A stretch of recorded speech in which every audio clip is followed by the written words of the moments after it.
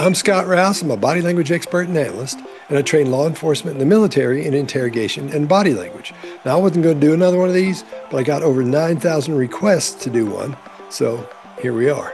Meghan and Harry gave separate speeches at the Project Healthy Minds Gala. We're going to go through each one almost sentence by sentence, so by the time this is over, you'll know exactly what's going on from a body language and behavior perspective. Hello and welcome to Behavior Battles. Tonight's fighters are... From the United States, all the way from California, Meghan Markle. From London, in the United Kingdom, Prince Harry. Those are our fighters. Here's how it works. We're going to go 10 rounds. First, we're going to look at Meghan Markle's body language. Then we're going to take a look at Harry's body language, and we're going to compare them. That will be a round, and we're going to do that 10 times. Now, at the end of the 10 rounds, whoever shows the most body language with the most confidence and the least amount of deception, that's the winner. The fight is on! Round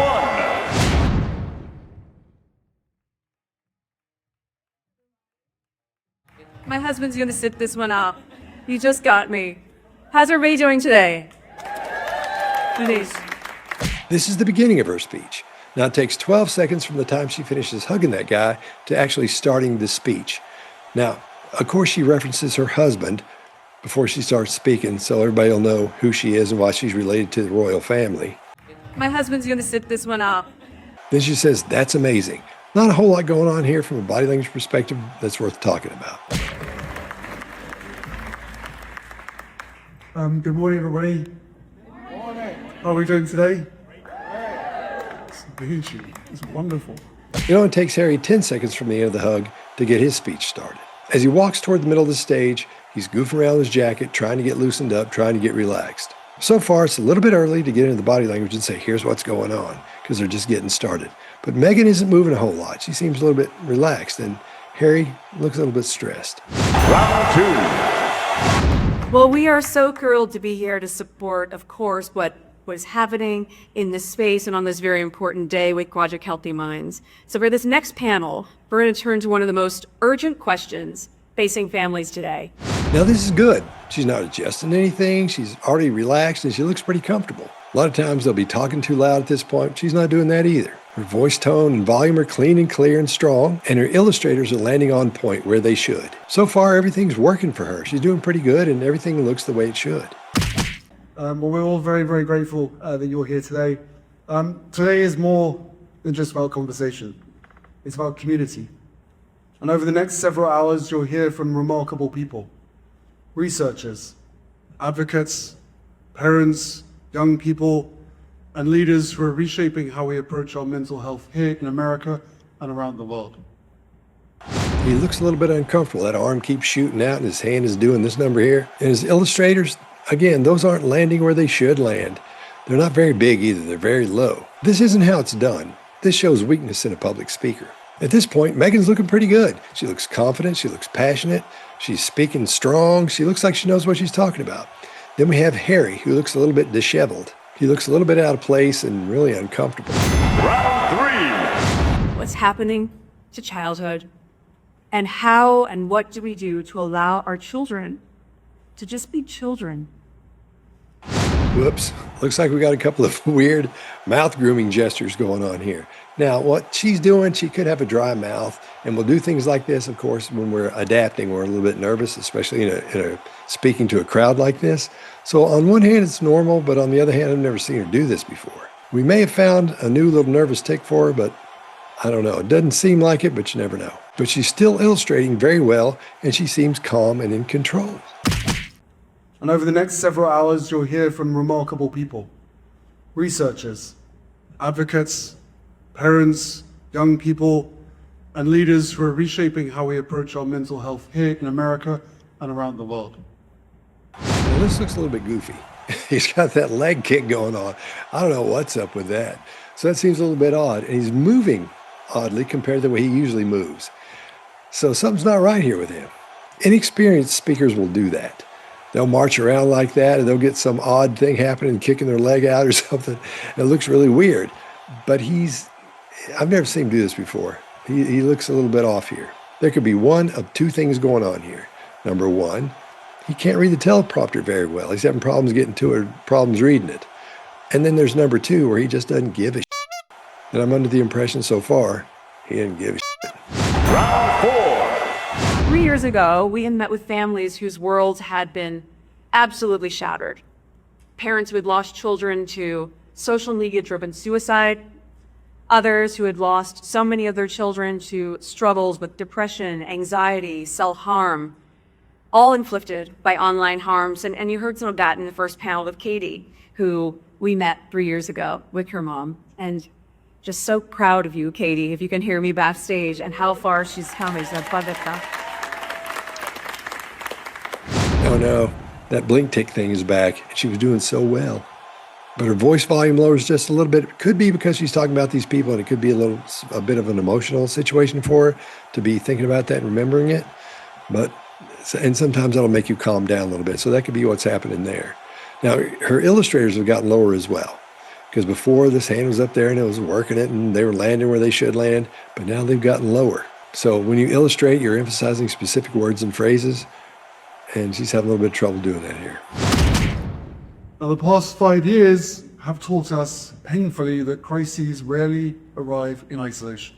And walking around like that, that's an attempt to show confidence. He's trying to say, look at me, I'm on stage and here it is, I got this, but he doesn't. He's trying to read that teleprompter. And I don't think he read over the script before this. Usually when you do something like this, you'll at least be familiar with the speech you're going to give. You're supposed to do that. I don't think he did it because he's locked on that thing. He can't get his head out of looking at the teleprompter. At the same time, he's thinking, I still got to look confident. I've still got to do this and that. That's why we're seeing all these things flailing and flying around like that, because he's not confident. He's faking confidence. And this is what it looks like when he does it. And that little walk he's got going on makes him look like a crab, because that's the way crabs walk. They walk sideways from one side to the other. Then at the end of it, he does that little backup thing. I really don't think he has any idea what he's going to say next. And when you see something like this, you know in your gut, this person could not care less about what they're talking about. And it looks like that here. He didn't do his homework. He messed up. Round 5. So in the sit down that we had a few years ago, what began as individual tragedies became the foundation for the Parents Network. Now, this is a community that grew from small pilot in November of 2022 to a global support system serving families across 3 countries by August 2024. When you give a speech and you start walking, you're supposed to walk far away from where you've just walked. Not far away, but a pretty good bit away, because you're looking at a different part of the audience. So you'll walk over this way while you're talking, then you'll walk over this way. You don't have to be looking out at the audience the whole time, but she has to, because she's reading. That's why those steps are little. But she does good because she takes the pro move and anchors herself there in the middle and starts delivering from there. And it looks natural when she's trying to read the teleprompter, because I believe she's been over this before. She seems familiar with it. It's coming out really easily compared to Harry. So in the sit down that we had a few years ago, what began as individual tragedies became the foundation for the Parents Network. Now, the past 5 years have taught us painfully that crises rarely arrive in isolation. But keep in mind, she's on autopilot here, because all of her focus is on the teleprompter. And if you listen to how she's saying that, she's saying it just like she should. And again, being in that anchored spot, that's the thing to do. That's the place to be. Notice how clumsy she isn't. She's doing everything she should do. Everything looks the way it should. The global pandemic stripped away the ordinary scaffolding of life and brought an immeasurable surge in anxiety, depression, and loss of connection. This looks pretty awkward. That stomp there at the beginning, I don't know what he's doing. It looks like he's almost trying to stay on balance. And we've got this hand thing going on over here. This is an adapter. A lot of times people adapt just by doing that. But his fingers are open a little bit. They're going in and out like this. That's a little bit odd for him. Plus, when he takes that big step, he doesn't go anywhere. He's just lifting his leg up and putting it back down. This is what it looks like when you're faking it. You can feel it. You can see it. So can everybody there.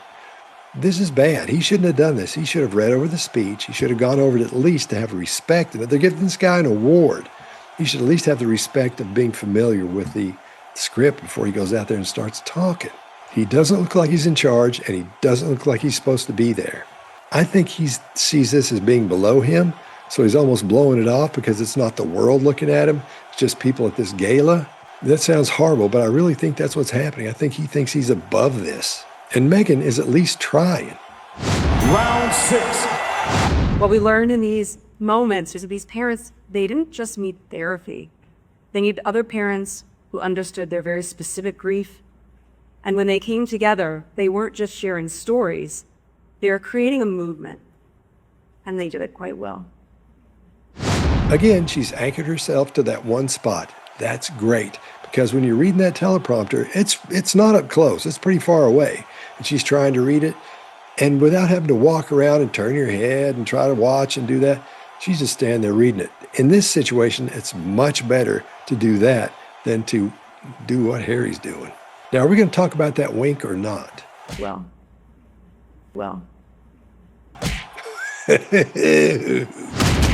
War and displacement, from Ukraine to Gaza, Sudan to the DRC, and many places in between, have created waves of trauma for those defending their countries and their way of life, for civilians, for families forced to flee.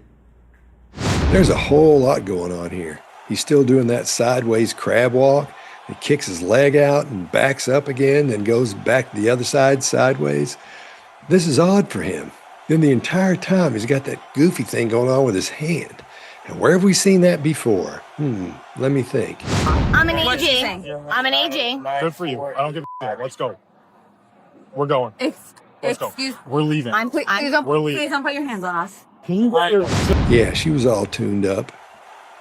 That makes me wonder what he's doing. Why is he doing that? What's going on with that? On to the DRC and many places in between. He's trying his best to illustrate properly. He probably doesn't know what illustrators are, but that's what's happening there. But he's got 4 or 5 things going on up in his head for inner dialogue. He's walking around. He's trying to read the teleprompter. He's doing this thing with his hand. He's probably thinking about Meghan. Something's on his mind. Something's going on here. I don't know. This is odd behavior for him. He sounds odd. His speech sounds a little slow and a little low to me. I mean, tone-wise, the tone of his voice is lower. So there's something going on here. And I think he looks uncomfortable because he is uncomfortable. It's dawning on him that he should have read this thing before he went out there and started talking. And he's trying to look like the guy in charge. He's trying to look like he's the one that knows what's happening. And it's not working. We're seeing everything from the body language perspective that says he has no confidence or has fake confidence. He's trying to fake his way through this. Now, this is a great comparison we just watched. She's in control. She's read that speech. She's gone over it. She did her homework. She's ready. She's prepared. And she's delivering really well. Then we see him. He hasn't read this thing. He isn't ready. And there's something else going on with him. I don't know what's going on with that hand. Something's up. Round 7. Utilizing trauma-informed practices, parents created strong bonds and offer healing support through community. They turn their grief into advocacy. And when they let love fuel their fight for change, we saw tremendous impact. This community power is crucial to protect our children's mental health online. Now, she's doing good using her head as an illustrator. When she says words, she wants to make sure you understand what she's saying and that she means it. Those are working. She's doing that very well. Climate disasters are translated into eco-anxiety and psychological upheaval as extreme weather uproots communities and destabilizes lives. Listen to how he slurs a little bit there. As extreme weather uproots communities and destabilizes lives. As extreme weather uproots communities and destabilizes lives. Communities and destabilizes lives. Then we've got that crab walk. We've got that spastic leg thing going on. Then we've got the hand thing happening. And his illustrators are way too big for what he's saying. Climate disasters are translated into eco-anxiety and psychological upheaval. Then we have that lip compression at the end. Now, he's had lip compression at the end of almost all of these. That can mean several different things. A lot of times when you see disappearing lips, that lets you know something's up. There's an issue at hand there. So quite often when you see someone, let's say in a congressional hearing, and they're being questioned about their ethics, they'll do that disappearing lips thing. They'll get lip grip and then they'll just dang disappear. He's got this going on, so I don't know. Something's really bothering him. Climate disasters are translated into eco-anxiety and psychological upheaval as extreme weather uproots communities and destabilizes lives. And again, it reminds me of that fake AG where she had her hand to go in and everything. We're going. Let's go. Excuse. We're leaving. Please don't put your hands on us. Round 8. And we partnered with Girls Inc. for a program called Half the Story to reach young girls in underserved communities. We were addressing everything from body image to online safety. I saw the same thing happen.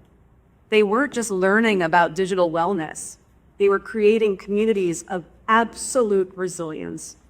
She's doing pretty good. Now, I know a lot of you all are going to hate me for saying that, but I call them like I see them. Our digital world has fundamentally changed how we experience reality. Young people exposed to relentless comparison, harassment, misinformation, and an attention economy designed to keep us scrolling at the expense of sleep and real human contact. I'm telling you, man, he's swinging for the fences here because he's trying so hard to look confident and look like he hasn't been. And I don't think that's working for him at all, not even a little bit. Our digital world has fundamentally changed how we experience reality. Young people exposed to relentless comparison, harassment, misinformation, and an attention economy designed to keep us scrolling at the expense of sleep and real human contact. Nobody talks like that. Maybe in an 80s movie, Robot or something would talk like that, but people these days don't talk like that. And if he didn't talk like that during these talks and speeches, people would probably like him more. I know I would. I don't like listening to that. He's just trying to sound smart. Ugh. An attention economy designed to keep us scrolling at the expense of sleep and real human contact. The most awkward part is where he says young people. He's got that hand out and he's trying to come on like he said something really heavy, man. It's just not working. Young people exposed to relentless comparison. Round 9. So the conversation that you're about to hear will help us better understand the scale of what we're facing, and more importantly, what we can do about it. Because while the research is sobering, the solutions, as we've seen firsthand in the past 2 years with these very brave and resilient parents, the solutions are within reach, especially when parents, advocates, and communities all come together. She did really good here. She really did. I believe she knows about this. I believe what she's saying. Her illustrating is spot on. She's doing really well. She's confident, and she gives you the feeling that after this thing, if you stopped her and asked her questions about this, she'd be able to answer them. I don't know if she can or not, but she sure looks like she could. And you know what's not there? That blink tick. Thing's gone. That lets us know her confidence is at a 10. She feels really good about what's happening. Doesn't have a whole lot of inner dialogue going on up there. She's not thinking about 2 or 3 things at the same time. She's not just worried about focusing on the teleprompter. She's not worried about anything else. She's in the moment here. I really think she is. And that's what it's supposed to look like. And it does. And, of course, economic instability, from cost of living shocks to inflation, has produced constant, corrosive stress for hundreds of millions. He's trying to sell each and every word. He's trying to make it sound profound and deep. And it may be. To inflation has produced constant, corrosive stress for hundreds of millions. But not when you deliver it like that. When you're walking around like a crab and you're kicking that leg out and you got that hand to go. This doesn't look right. So when you deliver something, no matter how true it is or how much you believe in it, if you do it like he's doing it, that's not going to work. And it's not working. You can feel it. You can see it. So can everyone there. So keep that in mind if you ever have to do a public speaking event, even if you're just introducing somebody. Be confident. Get yourself anchored right there and look out in the middle of the audience. You'll do fine. That's what Meghan's doing, and she's killing it. So I'm honored to introduce this conversation and this panel with Jonathan Haidt, Katie Kuriv, and parents from the Parents Network who have lived this reality and are fighting every day to protect other families. Please welcome them to Safe and Look. Everything she did here was perfect. She smiled a lot. We saw that engagement in the brow. Didn't see any lack of confidence in anything. Granted, there at the end, she kind of rushes because she wants to get out of there because, it's over. And Look. and a lot of people do that, and it's fine. But she did really well there. That's what today's about. The conversations you'll be part of about childhood and technology, about resilience and crisis, about the pressures of influence and the power of movement. They're all connected by this same thread. So, thank you for being here. Thank you for being part of this community. Let's begin. That leg kick's about to get me, and it wouldn't be so funny if his head didn't pop out like a chicken when he did it. This is nervousness writ large. He can hardly wait to get off that stage, and he loses contact with the audience there as well. He's still got that hand thing going on. He's doing that weird kick thing again. This isn't good. This isn't good at all. I don't know what the judges are going to think. Let's find out. And now, the judges will count up the scores, and we'll have a winner.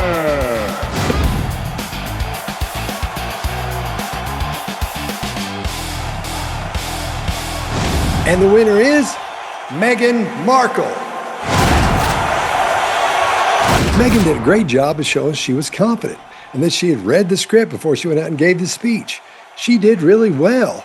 Harry, on the other hand, didn't do so well. He was really nervous. He was uncomfortable.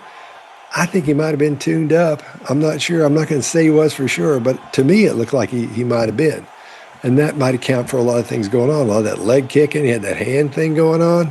A lot of things happening there that shouldn't have been there in a public forum when you're giving a speech. All right, I'll see you next time if I do another one of these.